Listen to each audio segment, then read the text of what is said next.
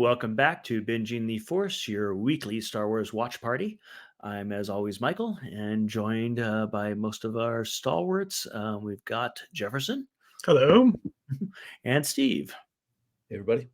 So it is me and the Pacific time zone contingent. I know, we outnumber you now. This might be a bad precedent. Yeah, this used to be a Colorado-centric show. No longer. Maybe we can eventually go international. So reminder for people, when you're watching this after the fact, make sure to join us on Facebook on Binging the Force. Sorry. No. Okay, make sure to follow us on Facebook at Binging the Force. And if you want to listen to it as a podcast, any of your podcast clients, look for Binging the Force. And most importantly, go to YouTube and like and subscribe at Binging the Force. Well, hey, Jefferson. Hey, Steve. Thanks for joining. Certainly. I've got a few fun items for tonight's episode. Oh, okay, cool. Oh, like during the discussion? What's that? Like interesting stuff during the episode? Yeah. Oh, Yeah, I did notice one fun trivia fact today. Denise Gao, the actress who plays Deidre Miro, our favorite scowling ISB agent, she and I share the same birthday. Oh, nice. She's substantially younger than I am, but we do share the same day. Yeah, eventually everyone's younger than us. The ones who aren't younger than us keep dying off, which really sucks. Yeah, it does. Well, it's almost worse when the ones who are younger than us keep dying off. Well, true. Yeah. It's even worse. Yeah, we lost a lot of really good people in 2023. We did. Yeah, Matthew Perry's the exact same age as me, which was really freaky.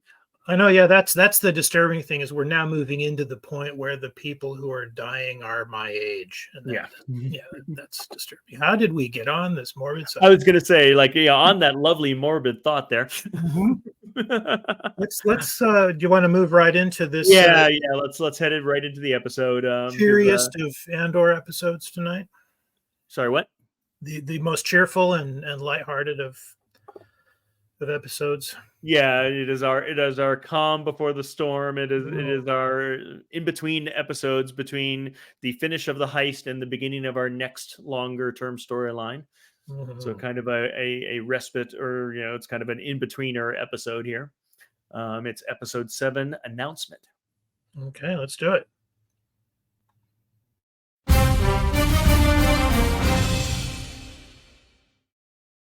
Okay. We've got our logo, and I cut right to the logo, so no previously on. Oh, but did you cut to the full logo, though?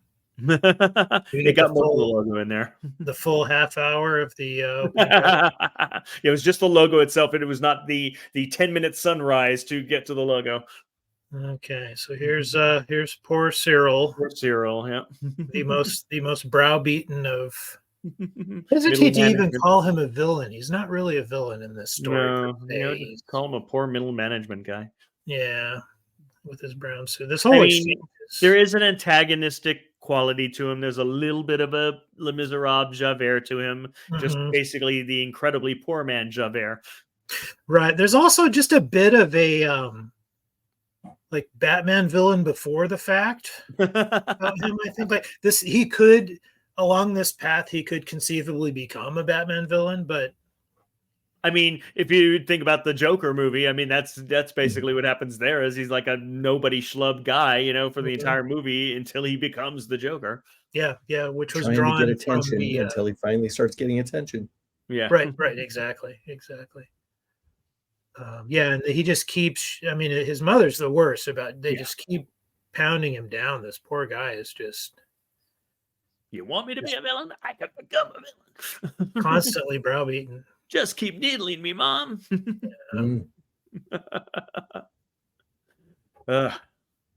No comment on the fact that, it's not like any of the podcast audience is going to care about this, but in less than 12 hours, about 10 hours, I'm on a plane to see my mom for 3 days. So, okay. Well, hopefully your visit will go better than his has. So He did have that really great cereal, though, so hopefully you have some Captain Crunch or some all berries or something. Once you put the blue milk on it, it's all good. Yeah. Here we have and then back to the ISB. Back to Deidre Miro. Yep. Man, that woman can scowl. She does Nobody get else. good scowl. She is a champion scowler. She is indeed. A really good one coming up here. Yep. When we get to her. Yeah. face. So we're now in the aftermath of Aldhani, of the heist of Aldhani, and basically saying, we're just going to tax everyone 5 times what was stolen. Right, and this is also kind of everybody getting yelled at for the perceived failure. Yeah. But it's we're the empire. What are you going to do about it? Yes, I'm going to punish all of you guys. Yes, I'm going to punish everybody. But it's not like it's going to hurt us or anything. We're going to get the money back. We're the emperor. Right, and I think I spoke with Emperor Palpatine last night. Right, yeah. What talk about name dropping? Yep. And I think we touched on this in last week's episode, but so this guy that's yelling at them all is Admiral Yularen. Okay.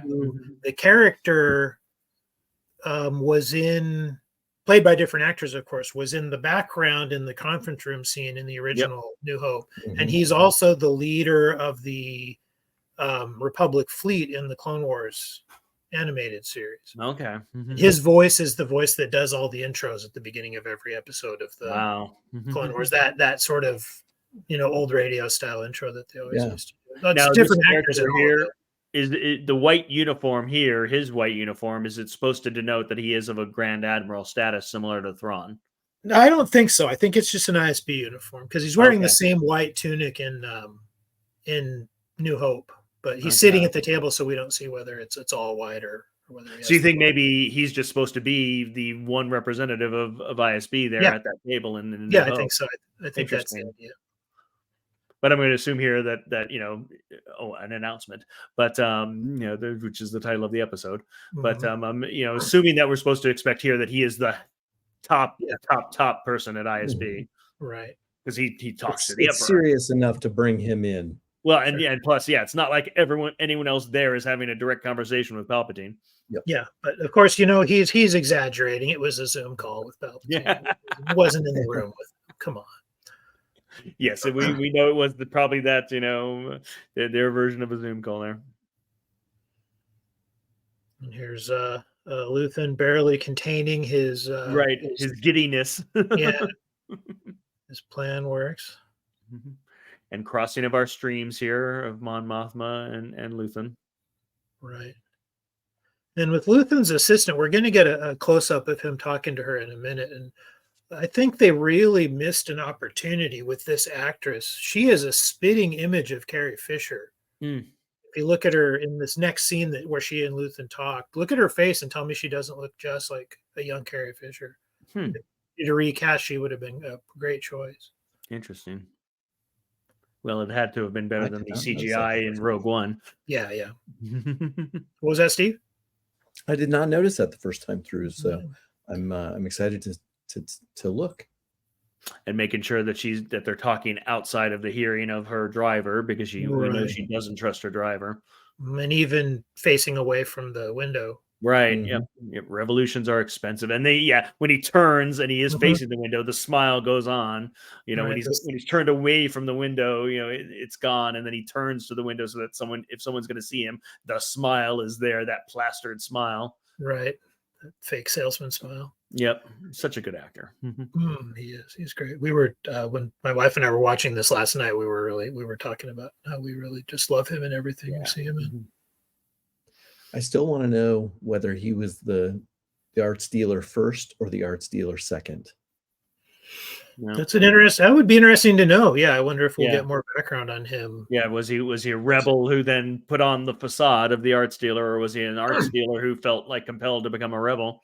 Right. Yeah. Is the real person Batman or Bruce Wayne? I was about to make the exact same analogy. Yeah. Continue. Let's see how many Batman references we can make tonight. A collection like this does not come cheap, and it does not come to rookies just putting up a front. Yeah, that's a fair point. That he would have to at least have some expertise to keep up this. Yep. Because presumably other people come in the shop from time to time. Yeah, absolutely. Yeah, he's got to be able to sell this stuff. But of course, it might be one hardcore rebellion planning, or pre-rebellion planning. The time has come. People will suffer, who's into it. How are they going to make it happen? Who can they gather to it? How many risks can they take? This is really. Go ahead. What he's essentially saying here is you can't make an omelet without breaking some eggs. Yeah, but she's worried because it's her eggs. Yeah, exactly. And she's the one that has the eggs that if they're broken, can completely shatter her life. Sure. I think what we're meant to get out of this exchange is that she wasn't really quite prepared for the reality of what rebelling against the established government means. Right. It was a theory for her. Yeah. I mean, this theoretical thing that she was toying with being involved in, but she is a senator. She is the person. She has way more to lose than he does. That's a spectacular wig too. This is in the side. They had a good wig budget on this show. Yeah. We can't hide forever. And the smile is gone. Yep.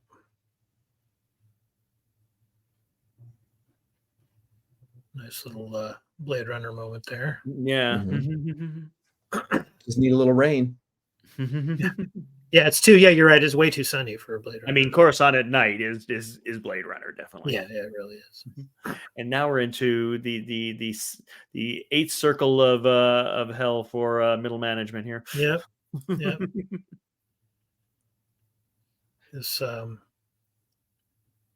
this a first for Star Wars? Have we ever seen a job interview before? Yeah. I don't know, but now I'm trying to remember. Is this his uncle or?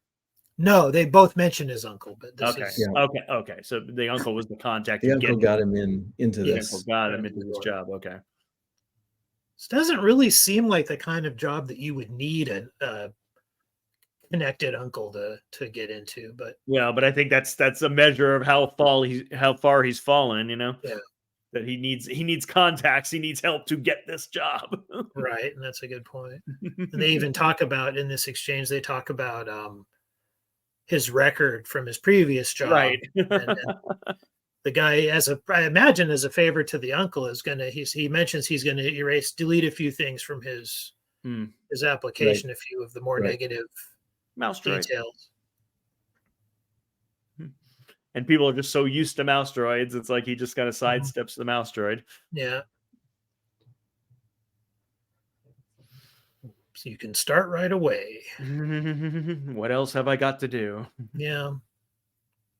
Like those throwback helmets. Mm-hmm. We know her, and we don't know yet how she's connected to the rest of the story. Oh yeah, we do. That's Luthen's shop assistant. Oh, I thought it was the sister. Sorry, I didn't quite see it properly. Oh, okay. No, yeah, look at her. She looks totally like Carrie Fisher. Yeah, no, I see what you're talking about. Yeah. So I did a mega nerd thing. This moment here, when she walks past the sign, using my handy translator, I translated the sign. Oh, so it's Arabesh, right? Yeah, it's Arabesh. So the first part said "tasty Peezos," and that'll be important in the second half of the episode. Mm-hmm. And the second part said "carry your chain code" from the ISB. Basically means show your papers. Yeah. So a bit sinister, and also a nice little attention to detail. All the Arabesh that we see actually says stuff. It's not just gibberish. Nice. Not just there are those better than us that probably read it on site. I know. Yeah. I got pretty close after several days at Disney World. I got to where I could at least I could remember a few letters and I could piece stuff together. And then you can piece it together. Yeah.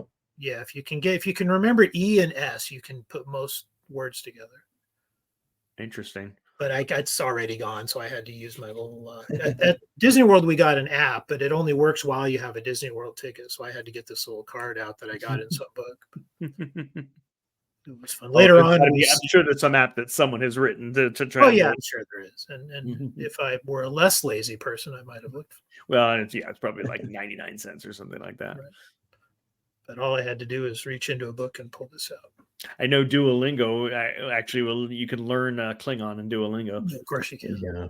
Because my daughter this summer was like learning 2 languages in Duolingo, French and Klingon. Is there much crossover, do you think? Does learning one help you learn the other? I don't know, but it definitely was pointing out the distinction between her two parents because the French came from her mom, and it's like I wonder where the Klingon came from. Can't imagine.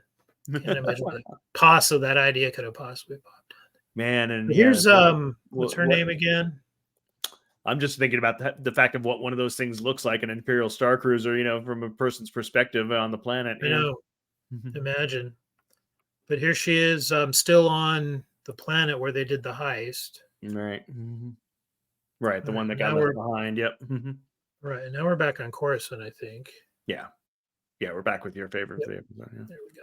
Yeah. So this is now when she's meeting with the leader of the right. heist. And this is where the resemblance really struck me. Yeah. I can see it. Yeah. More so than even her daughter. Yeah. Yeah. Oh, yeah. Wow. Her daughter doesn't look that much like her. No, she doesn't. But yeah, we didn't necessarily think we'd see her again. Like once the heist storyline was over, it's like, was this character going to factor back in? But it is a really good actress, who's really good in Game of Thrones. So. Right. And an interesting character. So you kind of. I'm glad that they now tie her into some of the other stories. So, that she's not just some random, person that Luthen was using for the heist. Right. And one imagines, I don't actually recall where she ends up at the end of this season, but one imagines that she might come back in season 2. Well, but yeah, I mean, we're going to find out. I'm not sure if it's in this episode, but I'm guessing it probably is in this episode. We're going to get where she ties into the rest of the story. So. Yeah, conversation about Cassian Andor / Clem. Yeah, and this is where we find out that I think maybe the shop lady, that's my next project, is to remember her name. Yeah, it was in the dialogue earlier. I can do like one character per episode. Yeah. I can remember the name. But it seems like maybe she's gone off the script a little bit here, because I don't think Luthen sent her to order Cassian's death. I think she's right. Well, but it did get mentioned there in the dialogue that she just said, the shop girl just said we can't have Andor walking around with Luthen in his head. Right, exactly. So I think she took it upon herself to give that order. Yeah, which makes me wonder who she really is too. Then, right? Because if she's just an assistant, I don't think she would be pulling strings like that. Yeah, and I don't think she is. I think her job in the shop is a cover, an excuse for them to spend time together so they can plot and scheme. But she doesn't treat him like a superior. She treats him like an equal. Yep. So Cassian has come home. Yeah. And every single person he meets says you shouldn't be here. Right, exactly. Yeah, because he should not be there. I mean, it's a terrible idea. Yeah, and when you had the entire middle management security there, that off-world security or whatever that was looking for him and tearing up the entire town trying to get him. It's like I don't think anyone's going to be happy to see him back. No.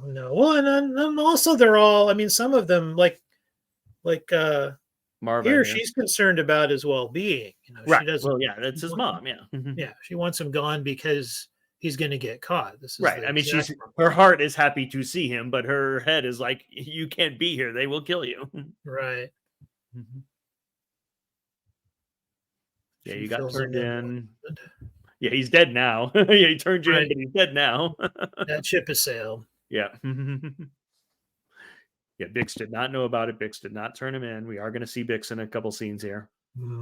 But now we kind of he gets filled in on current events. Yep. Yeah, the guy who turned him in is dead, but Bix is alive, and Bix was not part of it.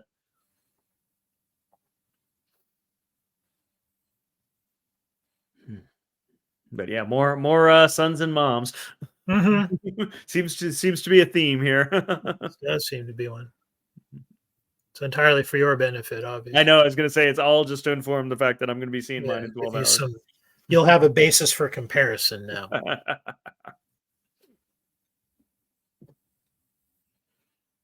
B2, my favorite Star Wars droid, I think. Yeah, definitely. He's great. I was really disappointed. They haven't made a toy of him that I could find. A little reminiscent of I can't think of the name of it now, but the robot from the Black Hole from 1990. Vincent. Oh yeah. His name was Vincent. Yeah, Vincent, he does. Okay. Yeah, the color and also the kind of red, the kind of eyes kind of through a scrunched in kind of top and bottom there.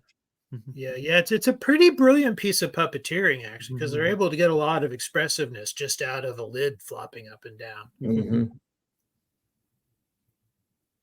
Man, Vincent, I hadn't thought about that in decades. Yeah, me neither. When I was a kid, I wanted Star Wars bed sheets, and I got from well-meaning parents. I got black hole bed sheets instead. So I had Nice. Yep, back in the high society world of Mon Mothma. I know,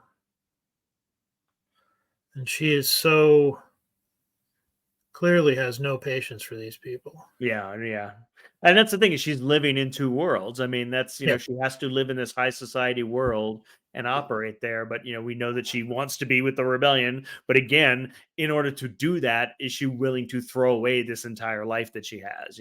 Right, and that's one and defining. At the moment, there really isn't a rebellion for her to join for the most part. No, she's trying to get one started, but we saw earlier she's not quite prepared for what that entails. I don't think. And the one defining characteristic of the extremely wealthy is their utter, all-consuming fear of losing their wealth and comfort. Right.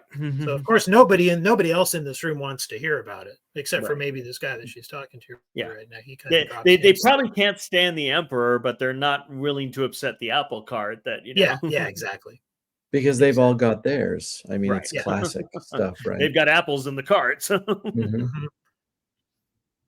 Yeah, if you're outside the cart looking in, you're perfectly happy to upset the apple cart. If you're in the cart riding, you're not so sure about change. Right, and that's always the problem: is that the people with the most ability to affect change have the least incentive to want to do it. Yep.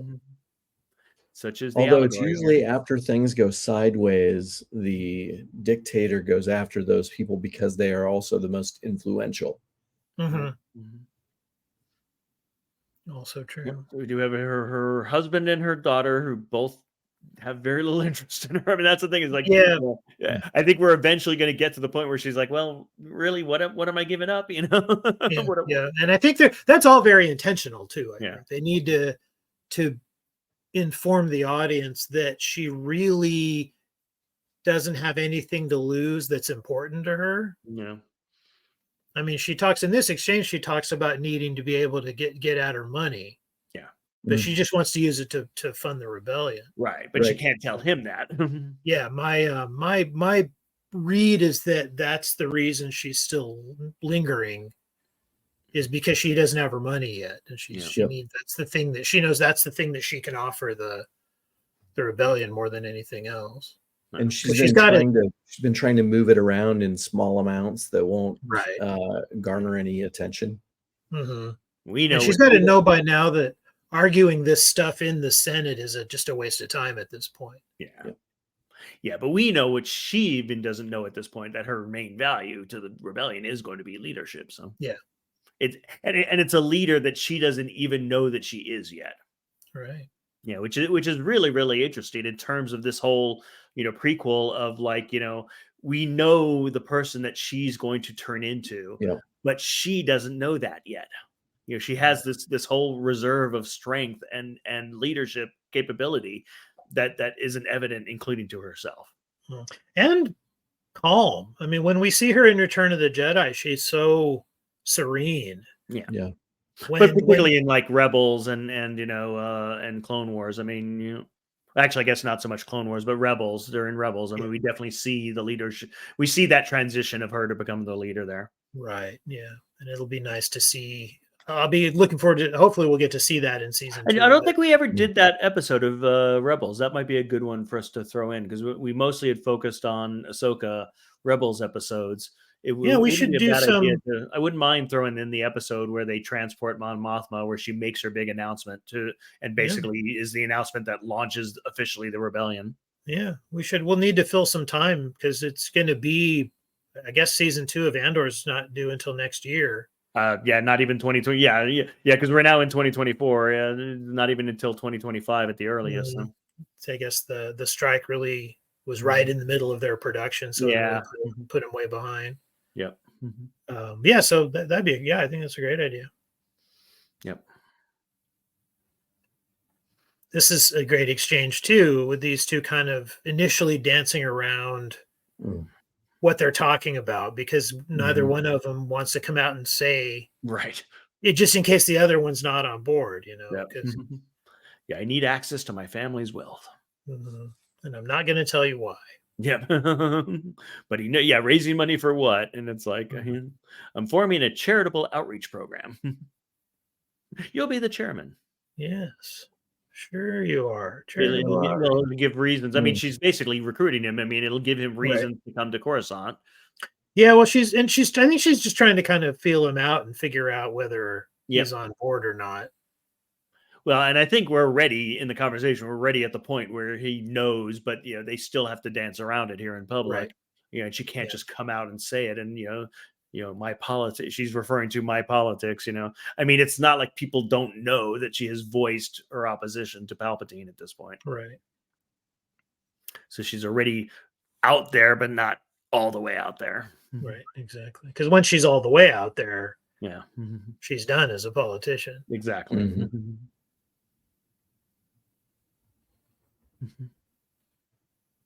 Fancy cocktail parties are the same no matter what galaxy you're in. Even in a galaxy far, far away.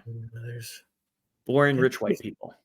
Yeah, galaxy far, far away is not really very different from the one we live in when you really get down to it.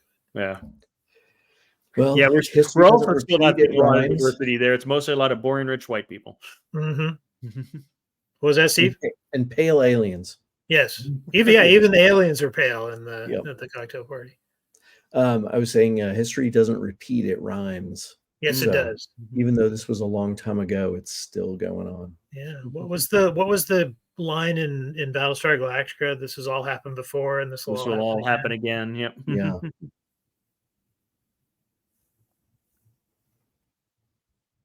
Here he is visiting Bix. Bix.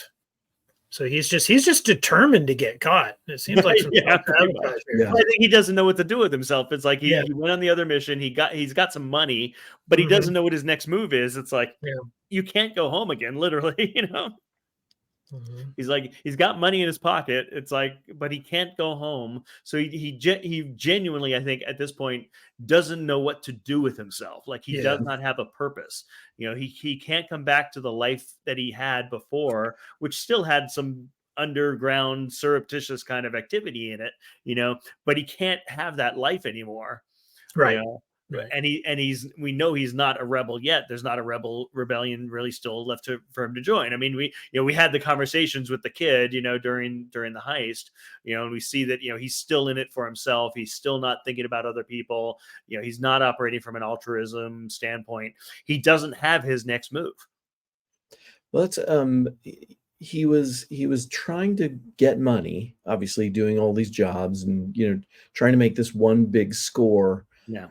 But was that so was the plan to get Marva and everybody off this crummy, I don't think so. I mean, we established in the first episode that we do have the mission, which they don't really come back to in the first season, of him trying to find out if his sister was still out there. Sure. So that is his background kind of motivation, but we don't bring it back up again in season 1. So well, Marva mentioned is that his? Oh, go ahead, Jefferson. Marva's going to mention it in the next scene with her. Okay. She tells him to stop looking for her. Gotcha. Right. So the big score though is so he can keep looking with more money for his sister, or what? Probably. I mean, it's one of those things where people always think that all their problems will be solved if they just get that big score. Right. And then they get it, and it turns out that none of their problems have really been solved. Right. And now he's got to run with everybody he loves to protect them. So, because I mean, his situation is not that much changed, really. No. Well, it's worse. His situation is worse. He's got money, but it's worse, because he still was able to have the secret life here, on the planet here. He doesn't have that anymore. So he doesn't have a place to go back to. He can only move forward at this point. And not having ever participated in a major heist, but I would imagine that just the stress of having to constantly look over your shoulder, just always nagging at you, did I get away with it? That would drive you crazy, I would think. Yeah. I think the only people who could probably lead that kind of life are people with just the supreme confidence to not believe that they're ever going to get caught. Yeah. Or just really, really good at establishing a whole nother life. Right. But even then, I mean, I think if you didn't have that confidence, it would still nag at you. You'd still have that little voice. Yeah, you're always looking over your shoulder. Right, exactly. It'd be impossible to relax. You just get really good at it, and it just becomes ingrained and just a part of your life, a part of your day.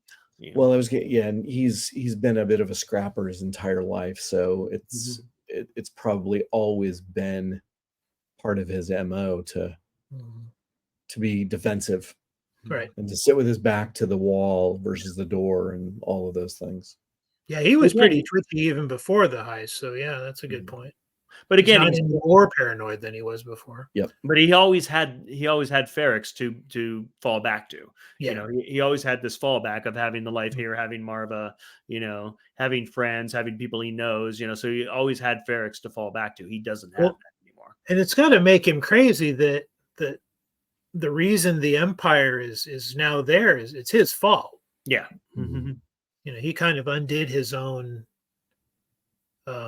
sanctuary in that way. Yeah. He blew up his life. Yeah, there's now stormtroopers kind of taking over Ferrex, because that's the thing. It's by what he did, it's like the Empire was not involved at that point. The Empire wasn't on Ferrex. Now the Empire is on Ferrex. Right, and that's another great example of the storytelling shorthand that this show is able to use, where we can have stormtroopers marching down the street. We all know what that means. We don't have to take any time to explain who they are or what they're doing there or what it means to get caught by them. Well, we've talked about this before, but one of the things that's really interesting about this series is there's not a lot of Star Wars in it, or those cues, but this episode actually has a lot of cues. It's got the mouse droid, it's got the Imperial officers in the white, it's got the Star Destroyer flying overhead, and now it's got stormtroopers in the streets. Yeah, right, and it's utilizing all of that so well to as a shorthand, just as a here's something that we don't have to explain to you, so we can move our story forward a little bit more rapidly. It's great, and create a little more tension, because all of that stuff is getting closer and closer instead of just a rambling heist story out in the Outer Rim. Yeah, and it's also why, even though like we talked a lot last week about how this doesn't need to be a Star Wars show necessarily, but it shows us why it's great that it is a Star Wars show. Because well, and here the conversation with him and Marva, I mean, it is Star Wars in that the thing that is separating them is whether or not he was going to go down the path of rebellion. But what it really is just showing how this political issue is dividing families. That right now it's going to be this split in his family, and that he's had now multiple people trying to turn him into a believer into the rebellion and actually taking up arms against the Empire, and he's not prepared to do that. He's still too focused on his own needs and his own self to do that. But that's now what Marva has decided to do, that especially now with him having brought the Empire to Ferrex, she's all in. She is now fully committed that it is time for Ferrex to join the rebellion, and it is time for the rebellion to happen. I am fully ready to go after the Empire, and he's not there, and it now is basically splitting families apart. And that's exactly what this scene is what they're talking about. She's saying people are standing up, and he's saying but they're getting killed. So that's the fundamental difference between these two. Yeah. Is that she's an idealist in her own way, and he's still he's not there yet. Self-preservation. Yeah. Yeah, and that's obviously what the whole series is building towards, is the building blocks of how do you make a Cassian Andor that shows up in Rogue One. Right. He's still too young. He's still not there yet. I mean, we're still 5 years away from that. Right. Most families just argue about politics on social media, but these guys, they don't have that in Star Wars, so they have to do it in person. Gulp, sigh. You can't stay and I can't go. Great line. Yeah. Well, and this is going to be another little nudge to push him where we need him to be. Like Michael was just saying, we need him to be who he is in Rogue One, and he's not yet. But this what's going to happen with Marva is going to be the next thing that gives him another kick in that direction. Yeah. Bye, Mom. Yeah, I am concerned about the fate of B2, though. I don't know. I'm always like it when I watch movies. I'm always a lot more concerned about the dogs and cats than I am about the humans. That's one of the reasons why they do that, I think. Yeah. Oh yeah, and there's the conversation about the sister. Yeah, there were no survivors on Kenergy. It wasn't your fault. You're just a child. And I do hope they follow up on that. I hope that is. I think they have to. I think within the 2 seasons that they plan on doing, I think you can't just drop that. Yeah. If this was J.J. Abrams, it would be out of sight, out of mind. Right. Yeah, and then they made such a big deal out of it in the first episode. Yeah. How it was his whole reason for even leaving. No, I'm sure they're going to tie it up. I mean, even if it's just for him to get the confirmation that she's gone. Right. Yeah, but that would be unsatisfying, though. I would like it to be more than just. Yeah. Oh yeah, she's gone. Yeah. It should better than no, your parents were nobodies. Yeah, exactly. Yeah, and his sister should be sort of the final push that he needs, the thing that finally gets him all the way in. Yeah. There's all the white jackets again. Yep. Well, I may be remembering this incorrectly, but didn't Luthen say that he had been watching him or knew of him already? Mm-hmm. Yeah. Yeah, when they had their conversation in the chain factory. Yeah. I wonder if the sister is somehow tied into this network somehow. Maybe. Yeah. I mean, yeah, I would hope it'd be a more interesting thing in the second season. I mean, this is Star Wars, so we're definitely due a Cassian, I am your sister moment. Got to have a brother and sister going on. Yep. Yeah, no, I would think that I think you're on the right track, that she's going to be the last domino to fall, right? Literally to push him over the edge to join the rebellion. Yeah, there we go. Season 2 being worked on right now, possibly as we speak.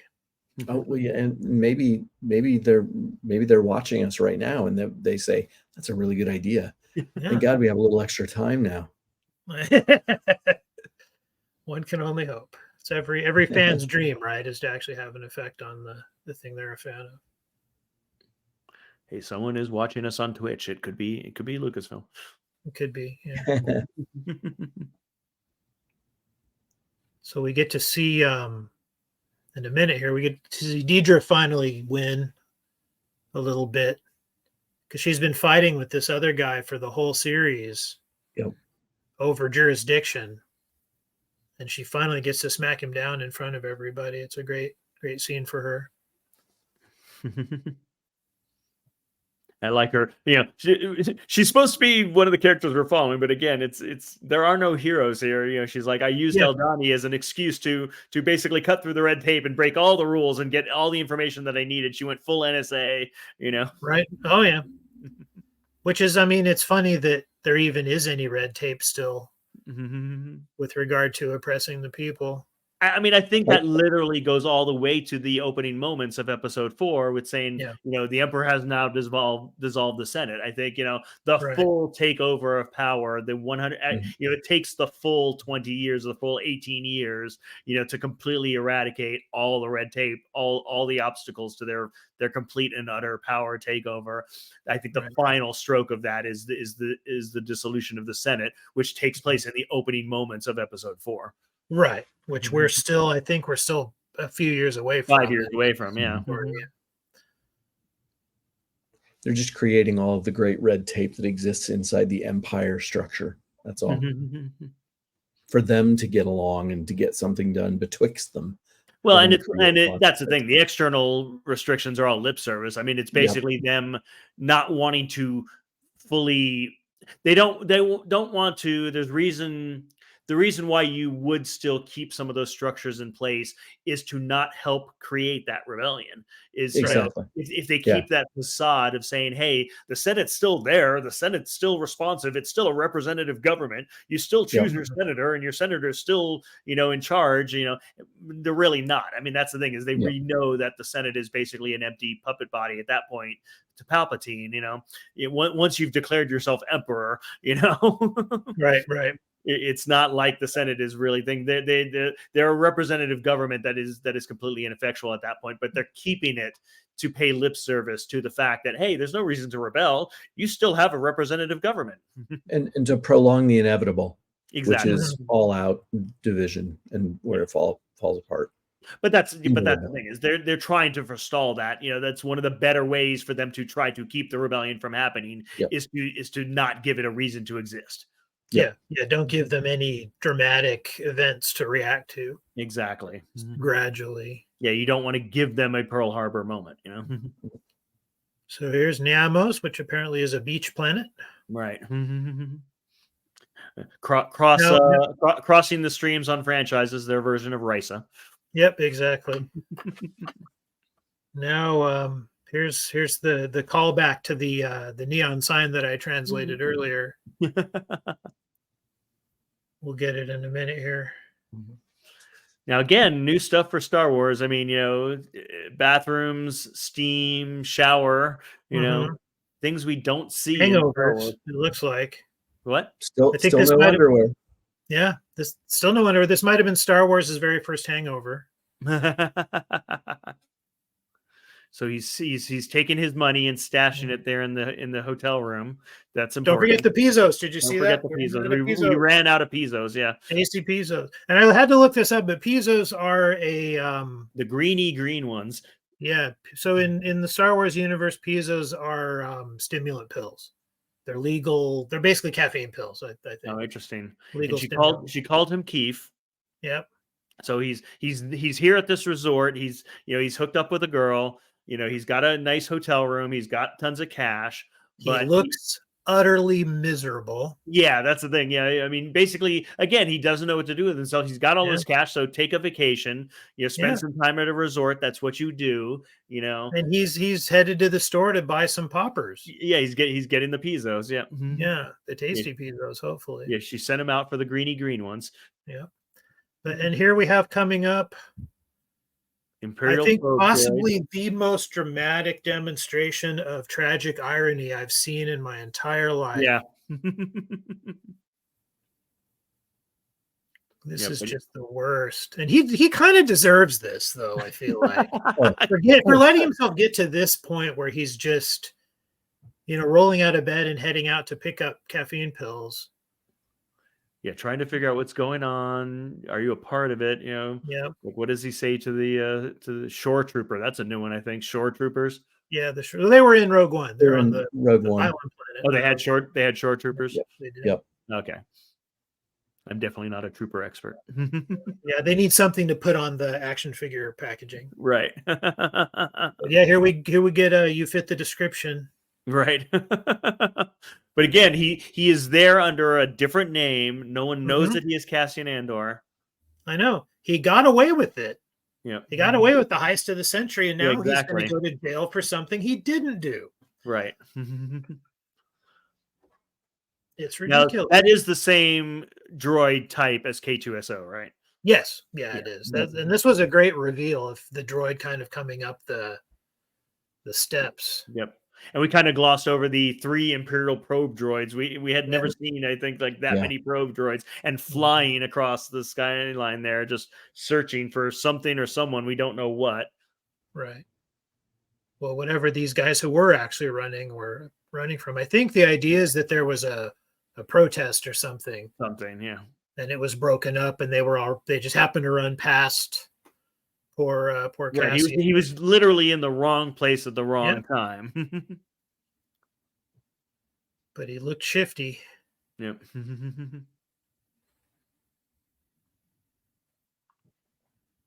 Now, here we go. So I did not translate the judge's pad that we're about to see. That was way too many letters. Yeah, too much there. Yeah, so he's been arrested. He's being processed. No one knows that he's Cassian Andor. They only know him by the name that he used, the fake name that he was able to get onto the resort here. Right, and that's what's so funny is like they get him, so they've got him. Yep. They're going to chuck him in jail.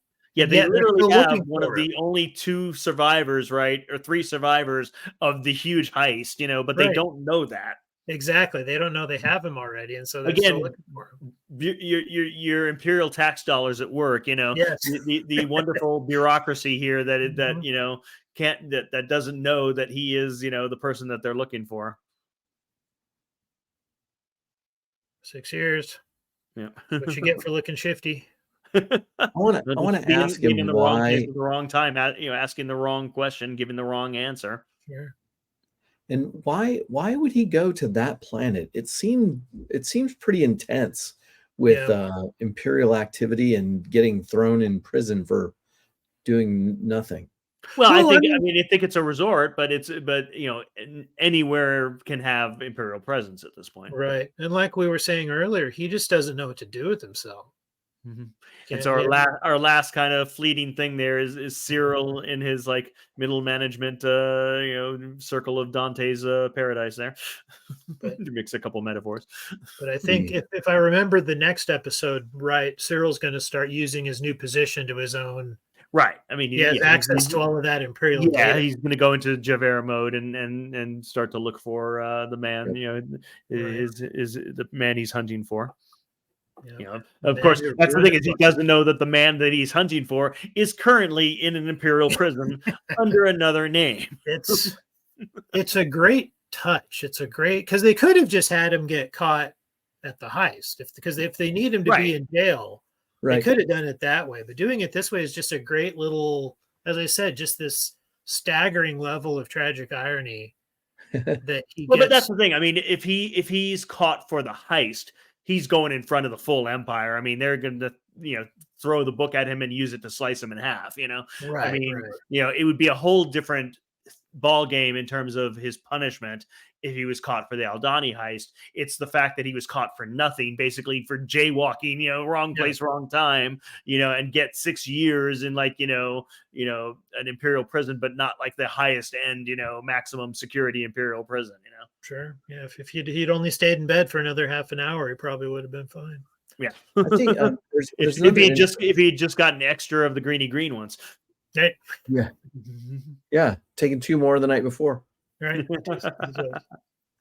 If he just stocked up on snacks for the vacation, which I'm going to be doing soon here. His name in this, Keith Griga. And are you thinking Greek target there? Yeah, so close. Yeah. I wonder if somebody watched The Mandalorian and it stuck in their head and that's what they came up with, something really close. I'm sure they're using like some Star Wars name generator. Yeah, they've got to be. Especially these guys, because the people writing this show have said they're several times that they're not Star Wars nerds. They're not up on all that trivia. Yep. So they rely on outside resources to shoehorn more Star Wars in. So what do we think of our? I think the point about go ahead. Oh, sorry, please go ahead, Steve. No, I was just gonna say I think your point about when you guys were talking about the parallels to the Joker and the birth of the supervillain with him, I think is appropriate because even his facial expressions start getting darker and darker as we move along through the series. So he starts getting more and more cynical and more angry. So I think that was an interesting analogy for what his arc might be doing. More and more obsessed too. Just yeah. It's a question. Does he end up being a supervillain, or does he just continue to be, the lucky or the lovable loser or whatever, who's never going to get where he's trying to go. Doesn't he get into an argument with his mom? Spoiler alert. At some Probably. point. Yeah, Wouldn't I you? thought there was like an intense exchange with his mom at some point. But anyway, maybe I'm just creating that in my own head right now. But I think there's a scene where she's at the door and he's leaving or trying to go somewhere that she doesn't want to. I think that anyway. My point is, I think that analogy is a really good one, and I'm going to probably look at this a little bit differently as we move along through these episodes. Well, so any last thoughts on our way station episode, our episode that gets us between our heist 3-episode arc into our next 3-episode arc? I liked it mainly because it gave us a little bit more about the other characters. It gave we didn't really spend much time on Andor in this one, right? So we got more about Deidre and Cyril. Yep. And Cyril is, like we were just saying, he's getting more interesting by the episode. Although my favorite stuff is the Mon Mothma stuff. I think. Yeah, I agree with that. Getting to see the arc of that character, of where she starts out, in terms of as a senator, to where we know she ends up, And the underground it's a nice parallel to the how does Andor become Andor? We're getting the how does Mon Mothma become Mon Mothma? Right. And they sneak that in, and chances are they would not have gotten a Mon Mothma series greenlit. No. So it's nice that they're able to kind of sneak that in with this, because and I don't know that 24 episodes just about Cassian Andor would have been that interesting either. No, there's not enough there. It's having the 3 to 4 storylines of other characters, really fills it out nicely. Well, in the real birth of the rebellion, and these other interesting characters that pop up, like I watched this in a different way today because the shop assistant now is very intriguing to me. Is this person the one that's really interesting? Is she the one that actually had the shop, and Luthen has come in as the figurehead to cross over, but she's actually pulling the strings? I don't know. That's I definitely hope for more of her in season 2. So the character's name is Clea. I'm going to work really hard to remember that. Clea Markey. Gotcha. So we'll go ahead and wrap this one up, and then our next episode next week, presumably, will get us into our prison storyline, our 3-episode, prison arc, going from Aldhani to Narkina 5, which is the name of the next episode. Right, and we get Andy Serkis for a couple of episodes. Yes. This might be another first. Is this the first time that the same actor has played 2 different characters in Star Wars? Oh, 2 different major characters. Yeah, I was going to say, because I know that that actors have done multiple things. In Empire Strikes Back, when the scene when Luke arrives at Cloud City and he has an exchange, he sees Leia and Chewie getting dragged off by an Imperial officer, and the officer very bravely grabs Leia and uses her as a body shield. That actor is Jeremy Bulloch, the guy who played Boba Fett in, I think, the same scene even. Well, and I know Anthony Daniels has done stuff outside of the C-3PO, but nothing major. Yeah, not amazing. It is the amazing, I don't remember if he did, but if he didn't, he should get a nomination somewhere. Performance of the amazing Andy Serkis. Yes. Did Warwick Davis do anything more than just? Oh yeah, he's played like 500 different characters. Warwick Davis has done a lot. Yeah, but I don't know that he's ever had any like human English dialogue.